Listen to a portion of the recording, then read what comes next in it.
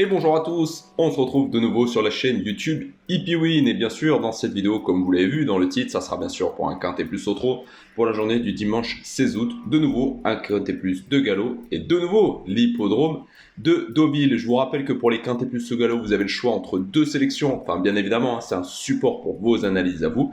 Vous avez une sélection de la presse, donc là c'est tout simplement, on synthétise 19 pronostiqueurs de la presse et on en ressort une sélection en 6 avec une base et un outsider. Et vous avez également l'analyse de l'intelligence artificielle. Je le rappelle encore une fois, c'est une analyse, bien sûr, c'est pas un pronostic sûr. On envoie des données à l'intelligence artificielle qui nous propose également une sélection en 6 chevaux avec une base, un outsider et un indice de confiance.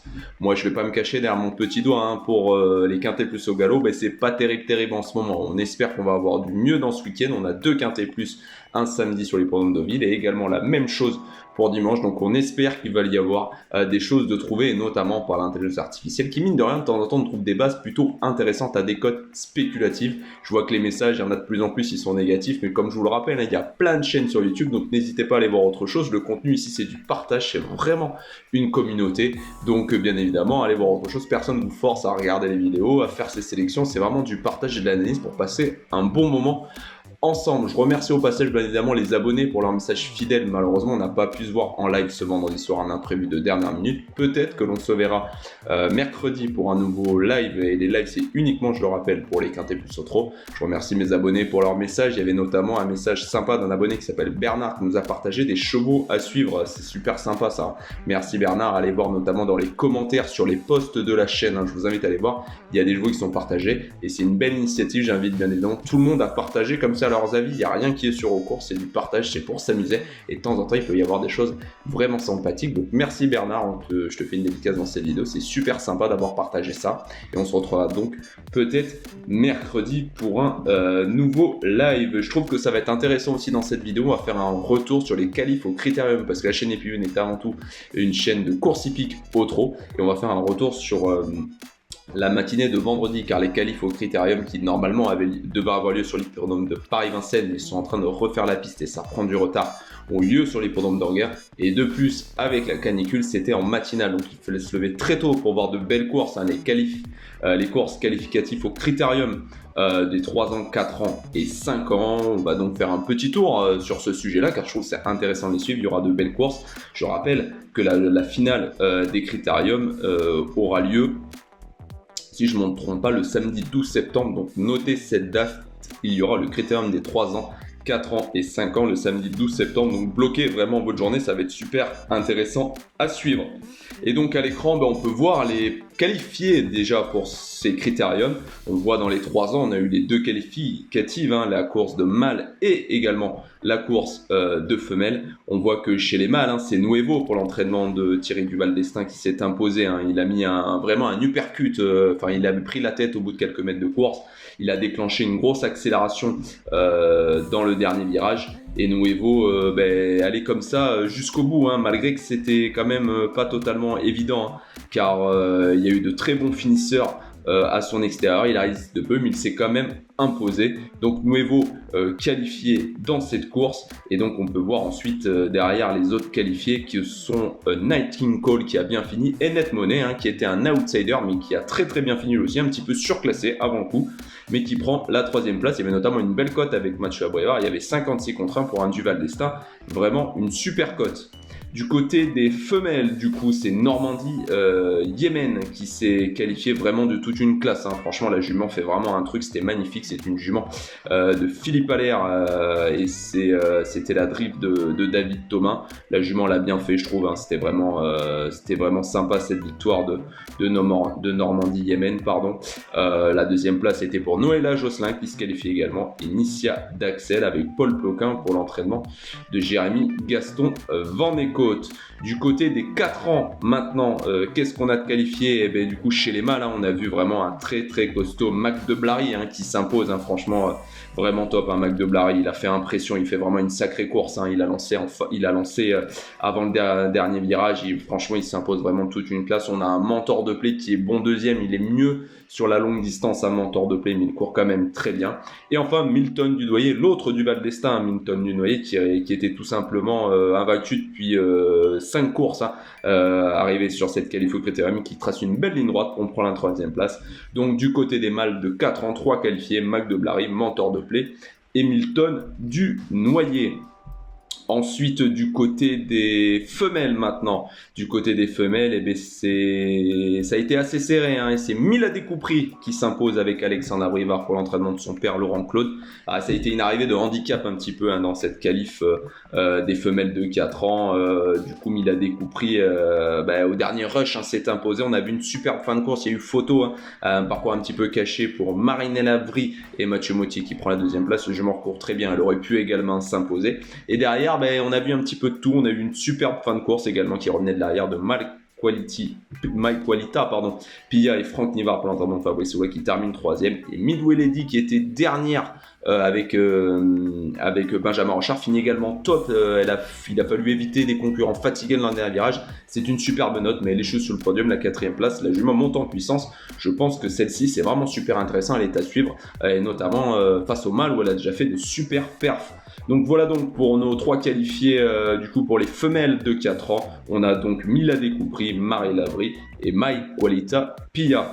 Et enfin la dernière qualif, il y en avait qu'une, c'était la qualif des 5 ans sur un parcours de vitesse, là aussi sur les 2100 mètres. Je rappelle d'ailleurs qu'il y a eu des changements de parcours vu qu'on était sur l'hippodrome d'Anguin et pas sur l'hippodrome de Vincennes, mais il y a eu quelques changements. Normalement c'était sur des parcours à la volte, sur des courtes distances. C'était pas possible sur l'hippodrome d'Anguin car la raquette est un petit peu plus petite, il n'y a pas assez de place, du coup on a vu des courses à l'Autostar. Là on a vu vraiment un beau gagnant dans son sport, dans le très bon chrono de 1:10, c'est Lovelino Bello pour l'entraînement de Jocelyn Robert. Il est repassé, c'est Jocelyn Robert, son entraîneur de base après avoir fait un passage chez Thierry Duval d'Estaing. Avec Eric Raffin, il a pris ses responsabilités, il s'est imposé tête et corde dans un très bon style. C'est vraiment son truc, Lovelino Bello, les parcours de vitesse.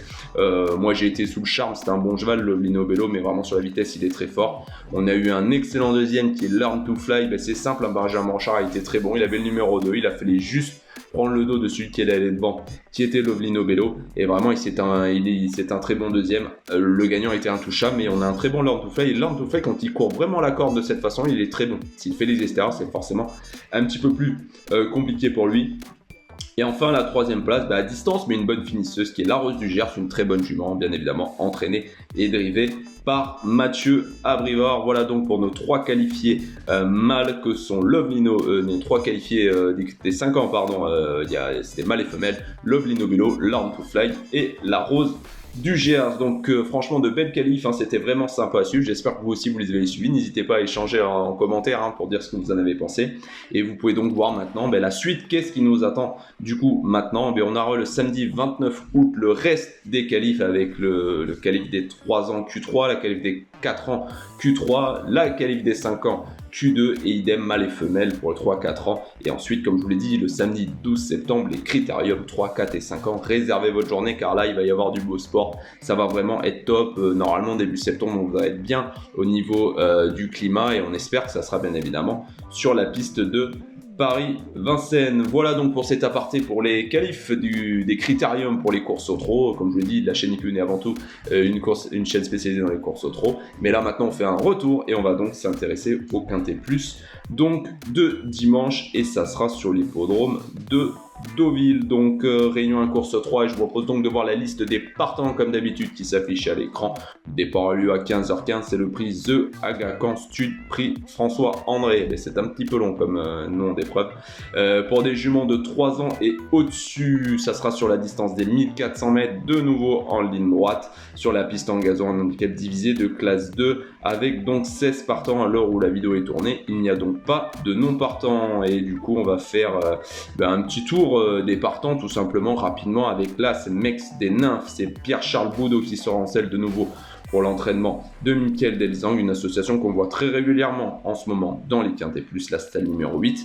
Ensuite on a le numéro 2, Morgan Bay avec en selle sur cette pouliche de 4 ans, ça sera Tom Marquand, la stalle numéro 13. On a ensuite le numéro 3 qui est Vardorcia, Tony Picon pour l'entraînement d'Henri Alex Pantal. Elle reste sur des places honorables, on va dire, dans les Quintet Plus. Le numéro 4, ensuite Omicron Crément Lecoeuvre avec la stalle numéro 5 pour cette femelle de 6 ans qui avant le coup s'attaque peut-être un petit peu à forte partie.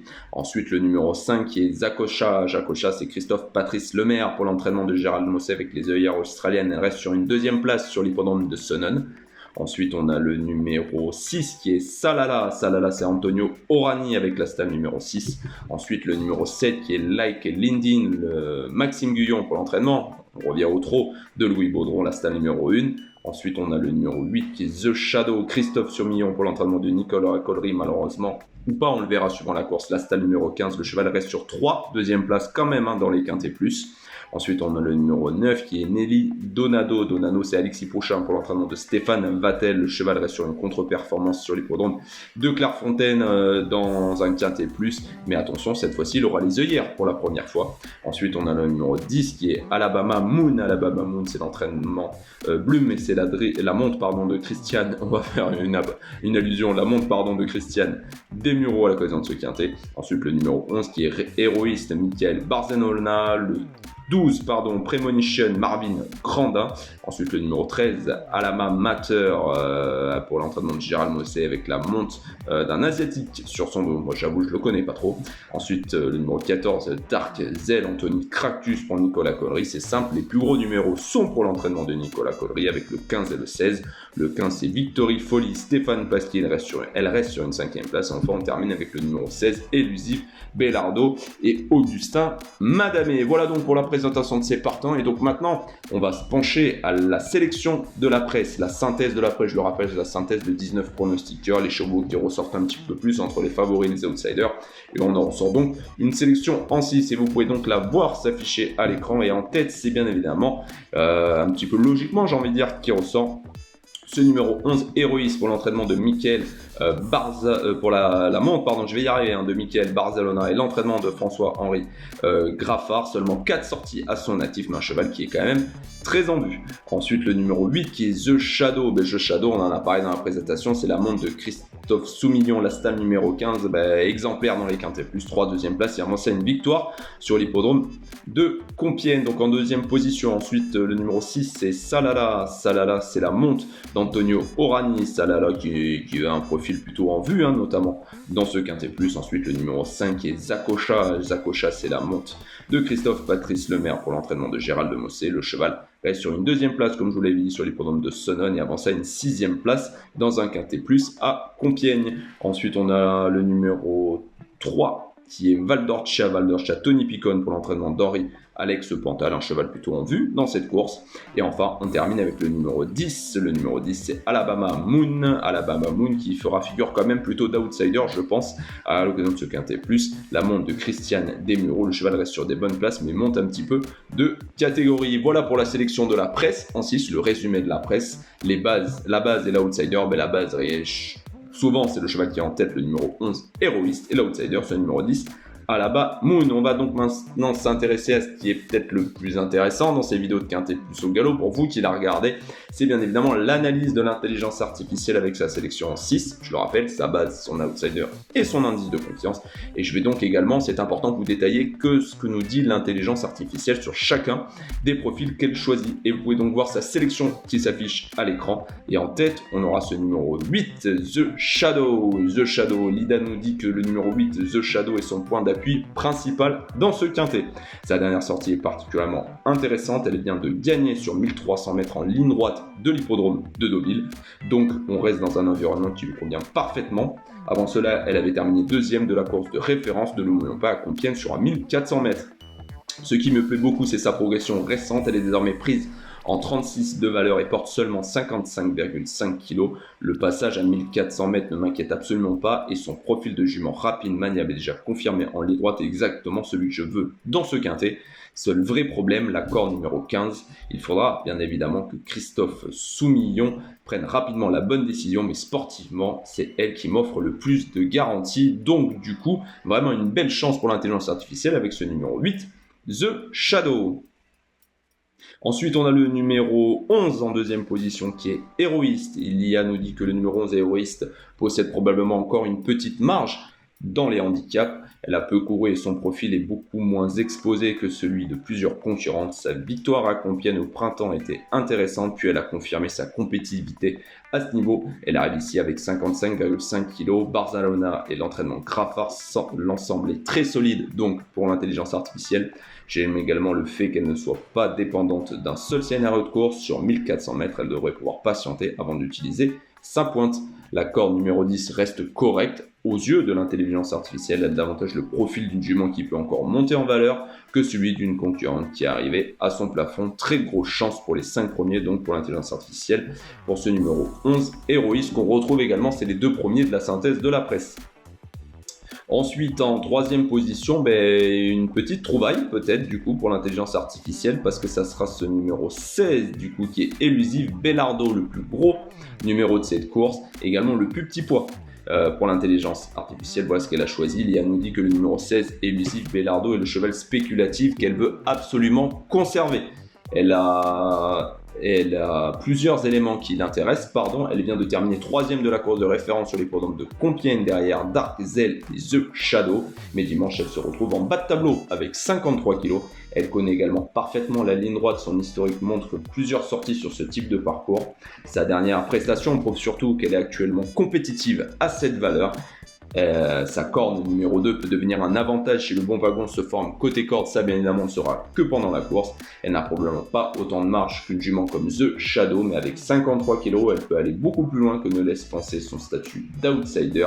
Une vraie candidature au top 5 à belle cote. Attention donc avec ce numéro 16, Élusive Bellardo.